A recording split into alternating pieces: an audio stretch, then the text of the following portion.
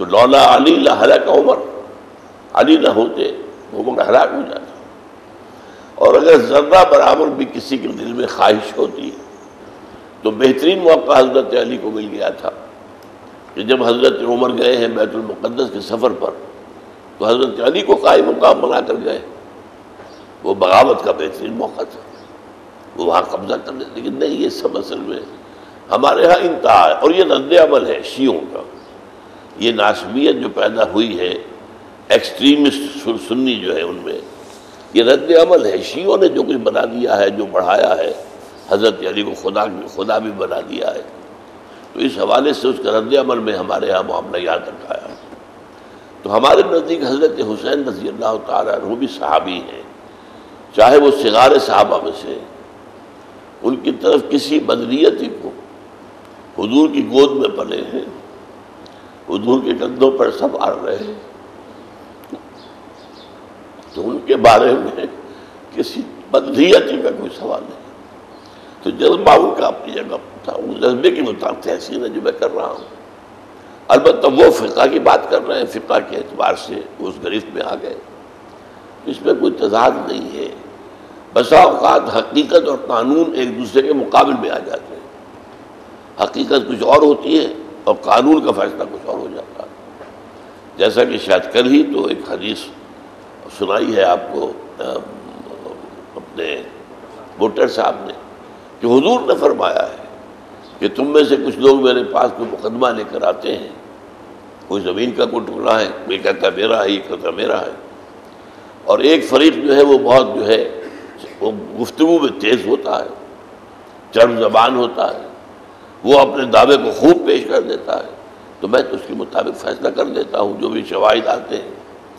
لیکن اگر وہ ناحق فیصلہ میری عدالت سے لے کر گیا ہے تو سمجھ لے کہ وہ آگ کا ٹکڑا لے کر جا رہا، چاہے عدالت میری ہے.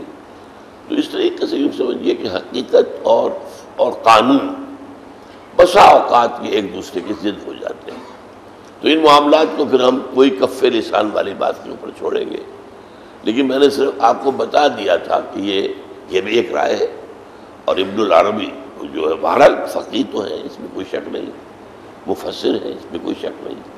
تو ان کی بات بھی تو علمی حد تک ان چیزوں کو جان لینے میں کوئی حرج نہیں. لیکن اس کو منطقی طور پر ایک دوسرے سے نہ ٹکرائیے، اس لیے کہ حضرت حسین کا مقام، ان کی حیثیت اس کو سامنے رکھے. باقی ابن عربی نے یہ کہا ہے وہ انہوں نے فقہی اعتبار سے کہہ دیا. دوسری بات جو ہے وہ بھی ذرا بہت ہی جو سینسٹیو سی بات ہے، اس لیے میں نے زور دے کر کہا تھا کہ یہ بخاری شریف کی روایت ہے، معمولی روایت نہیں ہے. انتم عالم بامور دنیا کی. حضور سائنس پڑھانے نہیں آئے تھے، اور پہلے ہی دن سے سمجھ لیجئے کہ سورہ بقرہ کے چوتھے رکوع میں واضح کر دیا گیا ہے کہ دو علم ایک دوسرے سے بالکل جدا ہیں. ایک علم آدم الاسماء کلھا، یہ چوتھے رکوع کے شروع میں آ رہا ہے، اور آخر میں کیا آ رہا ہے؟ فَإِمَّا يَأْتِيَنَّكُم مِّنِّي هُدًى فَمَن تَبِعَ هُدَايَ فَلَا خَوْفٌ عَلَيْهِمْ وَلَا هُمْ يَحْزَنُونَ. یہ کائنات کا علم ہے، کائنات کیسے چل رہی ہے اس کا علم ہے، عناصر طبعی کا علم ہے، اور جو قوائے طبعیہ ہیں، قواعد طبعیہ، ان کا علم ہے. وہ ہدایت ہے، کیا کرنا ہے کیا نہیں کرنا. اس لیے میں نے اصول آپ کو بتایا ہے کئی دفعہ کہ جہاں تک دین کیا کہتا ہے، حلال اور حرام، شریعت، پیچھے سے پیچھے جاؤ، پیچھے سے پیچھے جاؤ، پیچھے سے پیچھے جاؤ. اسلاف بھی آج کے ہمارے ایک اسلاف ہے، ایک ان اسلاف کے اسلاف ہے.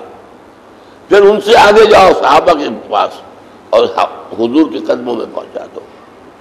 بمصطفیٰ پر آسان سے اشراق دی ہم. لیکن جدید علوم کے اندر آگے سے آگے جانا ہوگا. یہ علم دوسرا ہے. حضور سائنس پڑھانے تو نہیں آئے تھے، ورنہ تو ہمیں وہ ایٹم بم سکھا کر جاتے. ہم کہتے ہیں کہ ہمیں ایٹم بم کیوں نہیں سکھایا؟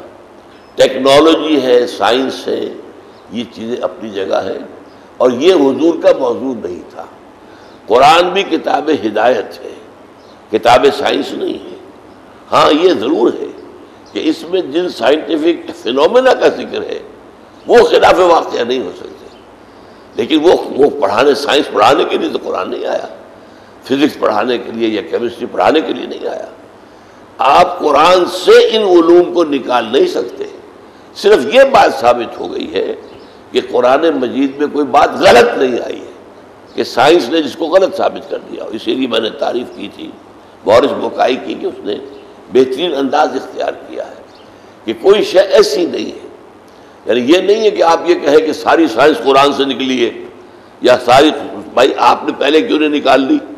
آج ہم جو بہت سے لوگ ہیں وہ اس چیز کو بہت اہمیت دیتے ہیں کہ شاید قرآن کی حقانیت کے لیے شاید یہی سب سے بڑے ثبوت ہے۔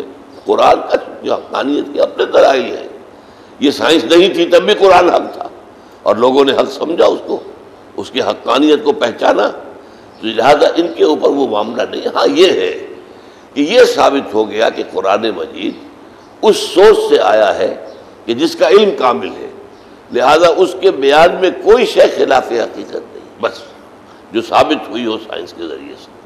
یہ جو بات میں نے کہی تھی کہ حضور نے فرمایا انتم عالم بامور دنیاکم، حالانکہ یہ تو بہت ہی معمولی سی بات تھی، تجربے سے تھی۔ یہ سائنس جو ہے تجرباتی علم ہے، آپ اس کو پھر ویریفائی بھی کرتے تجربے کے ذریعے سے، تب وہ فیکٹ مانا جاتا، ورنہ نہیں۔ کسی نے کہہ دیا ہائیڈروجن اور آکسیجن سے پانی بنا ہے، بھائی ہائیڈرولسس کروا لیا، انہوں نے دیکھ لیا یہ دونوں جو ہے ایک طرف جو آکسیجن جمع ہو گئے، ایک طرف ہائیڈروجن آ گئی۔ تو اس طریقے سے ان چیزوں کے اندر ذرا ذہن کو کھولنا چاہیے۔ ہمارے ہاں جو ہے اب وہ جو ایک طرح کا خاص تصورات بن چکے ہوئے، اور اس میں ہماری قلب علمی کو بہت دخل ہے۔ سائنس تو یہ پچھلے 200 برس کے اندر تو اس کا سارا ارتقا ہوا ہے، ورنہ یہ تو چیونٹی کی چال چل رہی تھی۔ آج سے 1300-1400 برس پہلے سائنس کس بلا کا نام تھا؟ کیا سمجھتے ہوگے کہ آسمان کتنا اونچا ہے، کتنا، شاید چند میل ہوگا بھائی، اور کیا ہوگا؟ کوئی چھت ہے چند میل، اس پر قمقمے لگے ہوئے، اللہ خیر صلی اللہ۔ اب قرآن مجید نے بھی انداز وہی اختیار کر دیا، زیناہم بمصابیح۔ اب یہ ٹھیک ہے، لیکن یہ کہ وہ اب آج جو تصورات ہیں، اب میں کل نوٹ کر رہا تھا کہ بٹر صاحب نے جہاں آیت حدیث پڑھی ہے سما کا لفظ، بلندی کا لفظ استعمال کیا، آسمان کا نہیں کیا۔ یہ کیا ہے؟ یہ جدید سائنس کا اثر ہے نا ان کے اوپر، ورنہ آسمان کی جگہ جو ہمارے ہاں ترجمے میں، لیکن اب آج تصور یہ ہے کہ آسمان تو ہمیں پتہ ہی نہیں کہ کس بلا کا نام ہے۔ شاید ہو جائے، ہو سکتا ہے سائنس اور آگے بڑھے تو معلوم ہو جائے کہ واقعی یہ تہ بر تہ آسمانی ہے، لیکن آج کوئی تصور اس کا ہمارے پاس نہیں ہے۔ گلیکسیز کا تصور ہے، یا وہ جس کو کہ انہوں نے کہا تھا کہ وہ فضا میں ہر شے بکھر جاتی ہے، وہ اوزون کی خاص جو ایک تہ ہے۔